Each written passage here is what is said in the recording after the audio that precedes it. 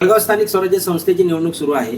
या निवडणुकीमध्ये भारतीय जनता पक्षातर्फे जिल्हा परिषदेचे माजी उपाध्यक्ष नंदभाऊ महाजन, त्याचबरोबर महाविकास आघाडीतर्फे धरणगाव येथील श्यामभाऊ तायडे आणि बंडखोर गटामधून ज्या रेश्मा काळे नावाच्या नगरसेविका आहेत जळगावच्या, त्यांनी कोणत्याही परिस्थितीमध्ये फॉर्म मागे घेतला नाही। अर्थातच त्यासाठी नाशिकमध्ये झालेली बंडखोरी ही कारणीभूतही होती आणि त्या संदर्भात त्यांनी बोलूनही दाखवलं होतं। त्यांची उमेदवारी राहिली आणि यामध्ये रंगत भरली ती भुसावळचे माजी नगराध्यक्ष अनिल भाऊ चौधरी यांनी।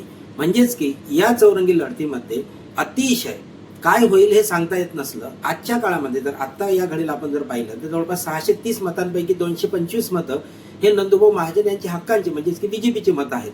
त्यानंतर शिवसेनेची मतं आहेत, त्यानंतर काँग्रेस आणि राष्ट्रवादी काँग्रेस पक्षाची व इतर शरद चंद्रपवार गटाची मतं आहेत। हे सगळे मतांचे जर गणिताने जुळवाजुळव जर केली तर महायुतीला म्हणजे अर्थातच नंदभाऊ महाजन यांना ही निवडणूक अतिशय सोपी आहे। विशेषतः कालच खडसे साहेबांनी सुद्धा एक उदाहरण देताना सांगितलं की महाजन यांच्या उमेदवारीला अडचण नाही किंवा त्याला काही त्रासही होणार नाही, परंतु तरी सुद्धा अनिल भाऊ चौधरी आणि रेश्माताई काळे यांनी केलेली बंडखोरी किंवा अनिल भाऊंची अपक्ष उमेदवारी आणि रेश्मा काळे यांची बंडखोरी ही मात्र नंदू महाजनांसाठी देखील एवढी सोपी नाही, ती डोकेदुखी ठरवणारी आहे। आणि ती डोकेदुखी कमी करण्यासाठी गिरीश महाजन हा कोणता बाम वापरतात हे पाहणं महत्त्वाचं आहे आणि ते निकालानंतर स्पष्ट होईल। धन्यवाद। जय हिंद, जय महाराष्ट्र। Vinayak Wadekar, Wadekar info news. धन्यवाद।